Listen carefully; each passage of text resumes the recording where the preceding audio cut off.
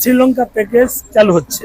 শ্রীলঙ্কার প্যাকেজ, এতদিন শ্রীলঙ্কা আসেনি, তাই শ্রীলঙ্কার প্যাকেজ দেওয়া হয়নি।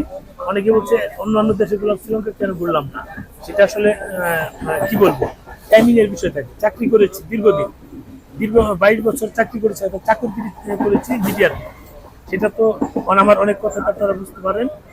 এই মিডিয়ার চাকরির কারণে কোথাও চাইলে যেতে পারেন। এখন শ্রীলঙ্কা আসছি, মালদ্বীপ শ্রীলঙ্কা অনেক দেশে যাবো, সেটা থেকে প্যাকেজ সাজাবো। আপনারা কবে আসবেন, মানে কয়জন আসবেন? 2 জন আসেন, কোনো অসুবিধা নেই। সেখানে আসেন, আমরা একটা ভিতর দিয়ে গোয়ার ভিতর দিয়ে যাচ্ছি, গোয়ার ভিতর দিয়ে যাচ্ছি, অসুবিধা নেই। যে আমি নিয়মিত প্যাকেজ করবো, এই প্যাকেজগুলো আপনাদেরকে নিয়ে। আপনারা যদি মাসে আসতে চান, 2 জন আসতে চান, প্রতি মাসে যদি আসতে চান, সেটাও করবো। আমার যে আলী আছে, আমরা কন্টিনিউ এটা চাচ্ছি যেন, মানে আপনারা যারা শ্রীলঙ্কা ভিসা ছাড়া ঘুরতে আসতে চান, তাদের জন্যই মূলত এই প্যাকেজটা সাজাতে যাচ্ছে। অর্থাৎ ভিসা ছাড়াই শ্রীলঙ্কা ঘুরে যাওয়ার জন্য একটা সুবর্ণ সুযোগ।